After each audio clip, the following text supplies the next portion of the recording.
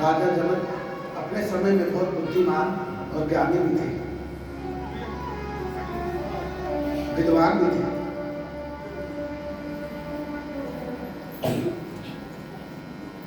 लेकिन जब उन्हें ज्ञान की जरूरत हुई, उन्हें पता चला कि बिना गुरु के ज्ञान नहीं होता है। तब उन्होंने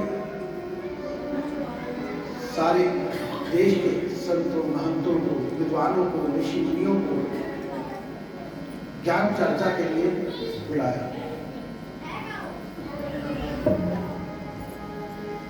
और ये कहा कि यदि मुझे किसी ने ज्ञान नहीं दिया और यदि तुम्हारा ज्ञान मेरी समझ में नहीं आया, तो जो भी मुझे ज्ञान देने की चेष्टा करेगा, मैं उसका सिर धड़ से अलग करा दूंगा। बोल सच्चे दरबार में। तो यहाँ ज्ञान कितना भी ज्ञानी हो, मन में क्या आ गया, मैं, कि मेरे से बड़ा ज्ञानी और कोई नहीं है। संतों महंतों को भाई, अगर कोई भी इनसे बड़ा ऋषि मुनि हो, कोई भी हो, किसी ने अगर मेरी संतुष्टि नहीं की, तुम्हारा ज्ञान, तुम्हारा सत्संग यदि मेरी समझ में नहीं आया, तो मैं सिर धड़ से अलग करता। अब ऋषि मुनि आना भी पड़ा, क्योंकि राजा की आज्ञा थी।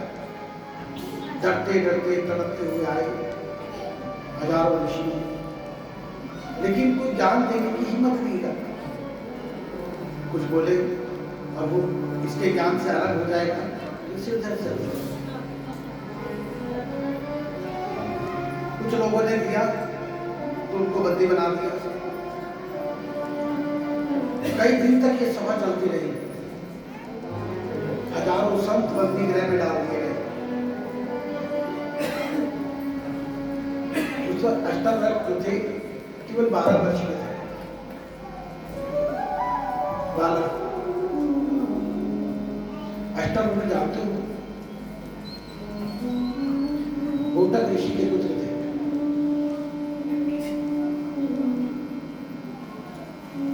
जो महान तपस्वी और तेजस्वी भी थे। मां की गर्भ के अंदर ही उन्होंने सारा ज्ञान ले लिया। जब ऋषि वेद पढ़ते थे, मंत्र पढ़ते थे, पूजा पाठ करते थे, तो उनकी पत्नी के साथ ही रहे। उस वक्त वो गर्भ में थे, तो गर्भ में ही उन्होंने सारा ज्ञान धारण किया।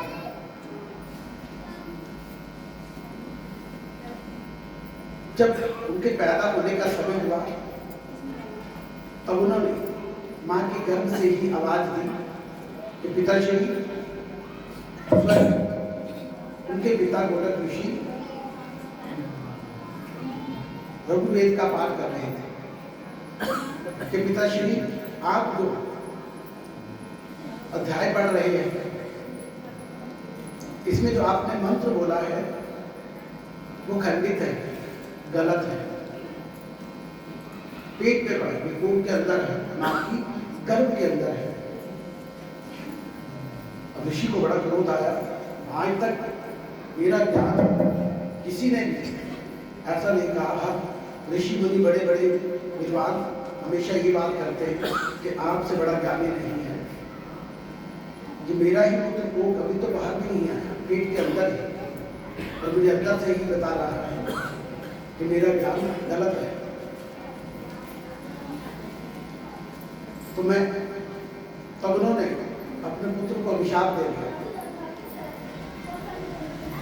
दिखाओ, तुमने आज मेरी वाणी को, मेरे ग्रंथ को, मेरे ज्ञान को अशुद्ध बताया है। मैं तुम्हें अभिशाप देता हूं कि तुम्हारा जो जन्म होगा और जन्म होने के बाद तुम्हारा जो शरीर होगा वो विकलांग होगा। वो सच्चे दरबार है।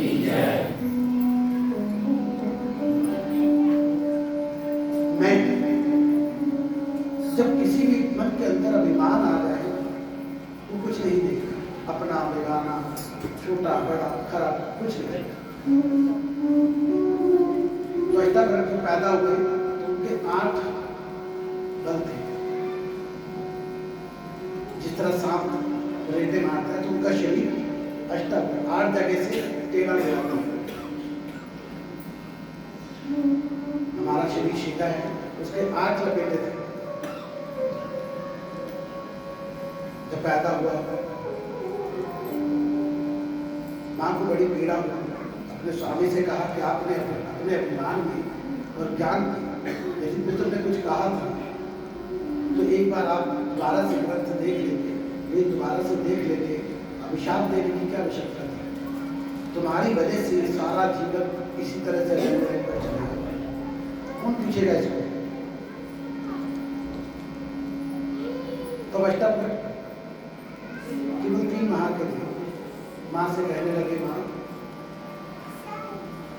आप इस तरह की बात नहीं कही। उनके पास जितना ज्ञान था उन्होंने मुझे दे दिया। मैं अपने ज्ञान से अपना नाम सारे संसार में कर रहा था। वही अष्टाव्रत जब राजा दशरथ ने कई सारे ऋषि मुनि बंदी गृह में डाल दिए तब आए। और बड़े बड़े ऋषि मुनि सब सुंदर विद्वान अपने अपने ज्ञान से काम भी रहे थे। जब वो आए टेढ़े टेढ़े छोटे 12 साल की उम्र, तो लोग सारे हंस पड़े। दूर से कहने लगे, महाराज मैं दूंगा ज्ञान तुम्हें, मैं करूंगा तुमसे चर्चा। तो ऋषि मुनि और राजा भी हंस पड़े कि तुम पहले ही कुदरत को तुम्हें सजा दे दी है और तुम हमारे हाथों से क्यों मरना चाहते हो? अभी आयु छोटी है। कहने लगे, महाराज मरना या मारना तुम्हारा काम नहीं है। जिस काम के लिए तुम इतने अभिमानी होकर के बैठे हो, जिस ज्ञान में अंधे होकर के तुम इतना पाप कमा रहे हो, मुझे उसका कारण बता दीजिए और मुझे बस ये बता दीजिए कि तुम्हारा ज्ञान क्या है। मौत आएगी, मुझे ही तो आएगी। आपने सबको सजा दे दी, मुझे भी दे देना, लेकिन मुझे तुमसे शास्त्रार्थ करना है, प्रश्न उत्तर करना है। तुम पूछो, मैं राजा दशरथ ने कहा, ठीक है आ जाओ। बैठ गए। अष्टाव्रत में कहा, महाराज जब प्रश्न पूछा तो कहा, महाराज आप ज्ञानी हो, आप ज्ञानी हो। कहने लगा, इसमें शक है? सारी दुनिया मेरे से ज्ञान लेने आते, मेरे हजारों ऋषि मुनि मेरे आगे हाथ जोड़े हुए कांपते हुए बैठे हैं, मेरे से शास्त्रार्थ करने की हिम्मत नहीं करते, और तुम पूछ रहे हो कि तुम ज्ञानी हो। अष्टावक्र ने मुस्कुराकर कहा, प्रभु मेरा ये प्रश्न नहीं था, मेरा प्रश्न है कि तुम ज्ञानी हो, हाँ या ना? राजा जनक ने कहा, हाँ मैं ज्ञानी हूं। तो अष्टावक्र ने मुस्कुराकर कहा, कौन से ज्ञानी? ब्रह्म ज्ञानी, वेद ज्ञानी या गुरु ज्ञानी? कौन से ज्ञानी? तब जनक ने कहा, अलग अलग होते हैं ज्ञानी। अष्टावक्र ने मुस्कुराकर कहा, अब ये तो आप बताओ, मुझे तो ये पता है कि अलग अलग होते हैं, आप कौन से ज्ञानी? तब राजा जनक थोड़ा सा नजरें नीचे करके कहने लगे, मुझे नहीं पता। तो सच्चे दरबार की पहला प्रश्न अष्टावक्र ने पास कर लिया, राजा को उत्तर नहीं मिला। ये प्रश्न किसी ने नहीं। दूसरा प्रश्न अष्टावक्र ने फिर कहा, महाराज आप ज्ञानी हैं तो ज्ञान किसको कहते हैं? यदि आप ज्ञानी हैं तो ज्ञान किसको कहते हैं, तुम मुझे बता देंगे। अष्टावक्र ने कहा कि यदि आप ज्ञानी हैं तो मुझे बता दें। राजा दशरथ कहने लगे, मैंने वेद सारे कंठस्थ याद है, रामायण गीता जितना भी ज्ञान है वेदों का वो सब मुझे याद है। अष्टावक्र ने फिर मुस्कुराकर कहा, प्रभु क्षमा चाहूंगा, मैंने आपसे ये नहीं पूछा कि आप वेद जानते हैं, मैंने पूछा कि आप ज्ञानी हैं, आप ज्ञान क्या है मुझे वो बता दें।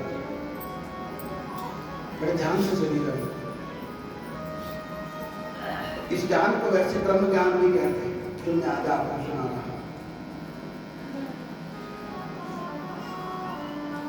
राजा ने कहा, मैं सारी शक्तियों के बारे में, मंत्रों के बारे में सबको जानता हूं, लोक परलोक कहीं पर भी जा सकता हूं। अष्टावक्र ने फिर कहा, प्रभु मेरे प्रश्न का उत्तर दीजिए, आप ज्ञानी हैं तो ज्ञान क्या है? राजा ने कहा, मैं बता रहा हूं, मुझे हर चीज के बारे में पता है, तुम बताओ तुम्हें क्या पूछना है? अष्टावक्र ने कहा, मुझे ये पूछना है कि ज्ञान क्या है? राजा दशरथ ने कह, बार बार एक ही प्रश्न क्यों कर रहे हो? अष्टावक्र ने कहा कि आप मुझे मेरे प्रश्न का उत्तर ही नहीं दे रहे, तो मैं जब तक मेरा उत्तर नहीं मिलेगा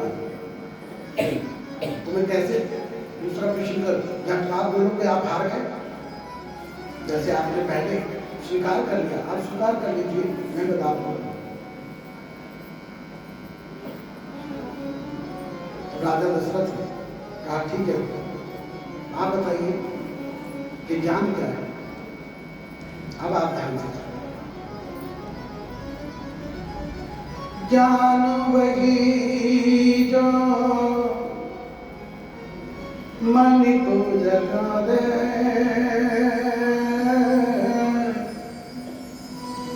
ज्ञान वही जो मन को जगा दे, जात पात का भेद मिटा दे, ज्ञान वही जो मन को जगा दे, जात पात का भेद मिटा दे, मन को मिटा दे, तन को मिटा दे, मन मंदिर की ज्योत जला दे, मन मंदिर की ज्योत मिला दे, जिस ज्योति से टूट के आया, जिस ज्योति से टूट के आया, उस ज्योति में फिर से मिला दे, उस ज्योति में फिर से मिला दे। ज्ञान न धरती, ज्ञान न अंबर, ज्ञान न धरती, ज्ञान न अंबर, ज्ञान नहीं कोई सात समुंदर, ज्ञान नहीं कोई सात समुंदर।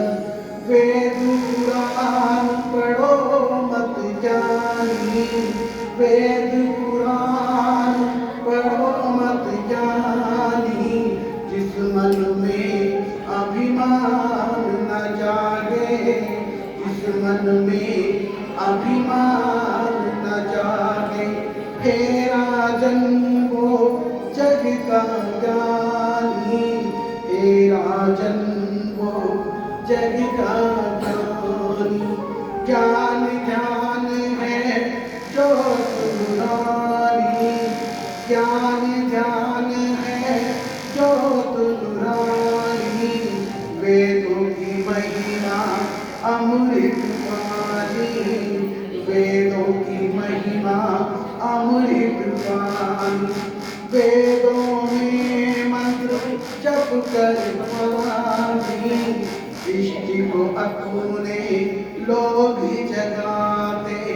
वेदों के मंत्रों की माला से स्वामी, इष्ट को अपने लोग मनाते। भक्ति है पाते और वर पाते, अपने जीवन को जग में चलाते। मंत्रों से कोई ज्ञान न आता, मंत्रों से कोई ध्यान न आता। मंत्र है जग के रचनाकारक, मंत्र है जग के रचनाकारक। जो सुख पाना मंत्र को ध्यानो, पूजा और कोई पाठ करा लो, पूजा और कोई पाठ करा लो। चाहे घर में ब्राह्मण बुला लो, यज्ञ करवा लो, धूप जला लो। ये सब कर्म है जग में गानी, तेरा जग वेदों की गानी। ज्ञान नहीं है अब भी जानो, ज्ञान में कोई अभिमान नहीं है, ज्ञान में कोई अभिमान नहीं है। अब कहिए हरि हर सतगुरु, हरि हर सतगुरु, हरि हर सतगुरु, हरि हर सतगुरु, विश्व शक्ति दरबार। तो ये राजन ज्ञान किताबों से, वेदों से, पुराणों से नहीं आता है। ज्ञान मन चक्षु जिसके जाग जाए,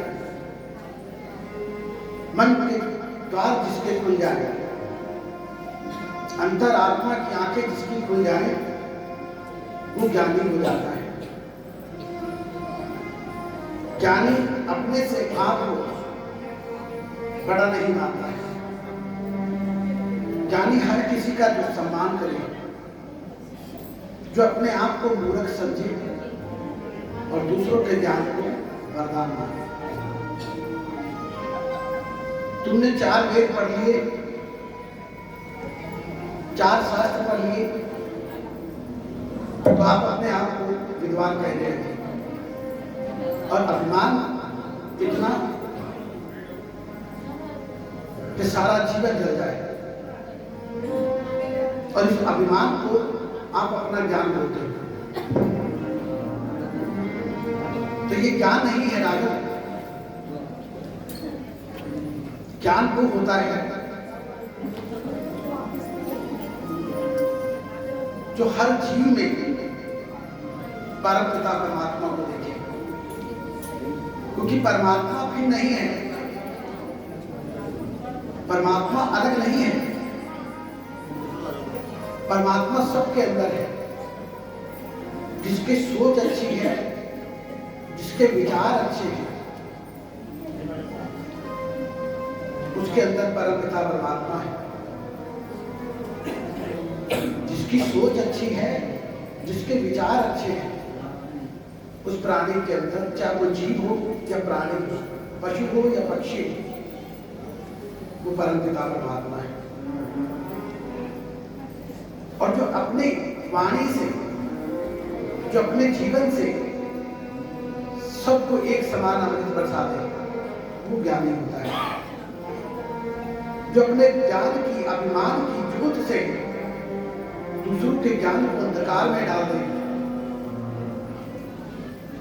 वो ज्ञानी नहीं, अज्ञानी होता है। तुमने अपने ज्ञान की, जो ज्ञान जिसे समझते हो वो अज्ञान है, अपने ज्ञान की ज्योत से इन सारे ऋषि मुनियों को इतना व्याकुल और इतना दर्द दे दिया और इतना अपमान कर दिया है कि तुम कई जन्म लेने के बाद भी इस पीड़ा से मुक्ति नहीं पा सकते। जैसे तुमने ज्ञान प्राप्त किया है, तुमसे बड़े ज्ञानी ऋषि मुनि भी, लेकिन तुम्हारे प्रश्नों का उत्तर जानबूझ करके नहीं दिए। और जिसने ज्ञान पाना है वो चाहे गुरु के पास जाए या किसी संत के पास जाए, ऋषि मुनि के पास जाए, चाहे भगवान के पास जाए, वो प्रश्न उत्तर नहीं करता है, बहस नहीं करता है किसी से। क्योंकि जिनको तुम गुरु मानकर अपने घर पर बुला रहे हो, फिर उनकी आज्ञा अगर उन्होंने कुछ कहा है और उनकी आज्ञा यदि तुमने काट दी तो तुम्हारे 107 जन्म तो वैसे ही 84 के काल चक्र में और नर्क की अग्नि में चले गए, एक बार गुरु आज्ञा काटने से। तुम अपने आप को ज्ञानी बता रहे हो, गुरुओं का, ऋषि मुनियों का, संतों का तुम्हें सम्मान करना नहीं आता। अभिमान तुम्हारे अंदर कूट कूट कर भरा है। तुम्हें अपने ज्ञान का इतना अभिमान हो गया कि तुम्हें दूसरों का ज्ञान भी दिखाई नहीं देता और तुम ज्ञानी बोलते हो। ज्ञान वो है जो सबको एक बराबर बिठा दे। परमात्मा एक है, तो परमात्मा जब एक है तो तुम्हारा अलग से नहीं है, दूसरे का अलग से नहीं होगा। जब उसने कोई भेद नहीं किया है तो तुम भेद क्यों कर रहे हो?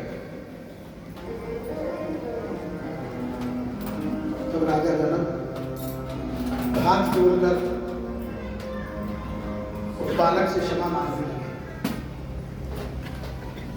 हाथ जोड़कर उस बालक से क्षमा मांगने लगे, कहने लगे प्रभु, आज जो आपने कहा वो मेरे मन पे उतर गया। आज मुझे एहसास हो गया है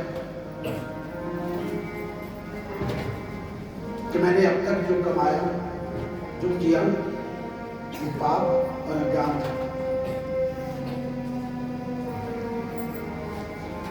तुमने मेरे ज्ञान चक्षु खोल दिए।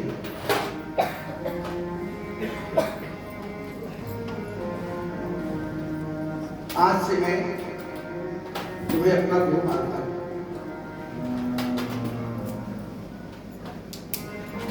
जितने ऋषि मुनि थे सबके सामने अपना मुकुट उतारकर अष्टवक्र के चरणों में रख दिया और कहने लगे, आज से आप मेरे गुरु हैं। वह वो पल था, हजारों ऋषि मुनि बंधन से मुक्त कर दिए गए, तो सारे संसार में अष्टवक्र का नाम हो गया। उनकी महिमा, बड़े बड़े ऋषि मुनि भी उनके चरणों में आकर के गुरु मंत्र धारण कर रहे। तब एक दिन राजा किसी मंत्री ने अष्टवक्र से कहा, महाराज, ऋषि मुनि इतने तेजस्वी होते हैं,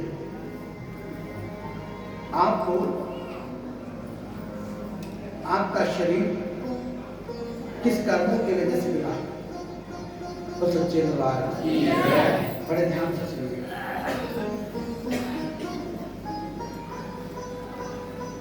कौन से कर्मों की सजा है? कौन से पाप किए थे तुमने? और कौन से बाजार से आपके शरीर को लाए? यानी कि तौहीन करके मजाक कर।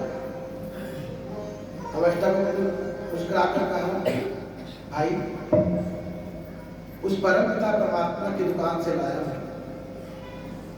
जिस परम पिता परमात्मा ने तुम सबको दिया है, उसने मुझे भी दिया है। उसने मुझे भी दिया है।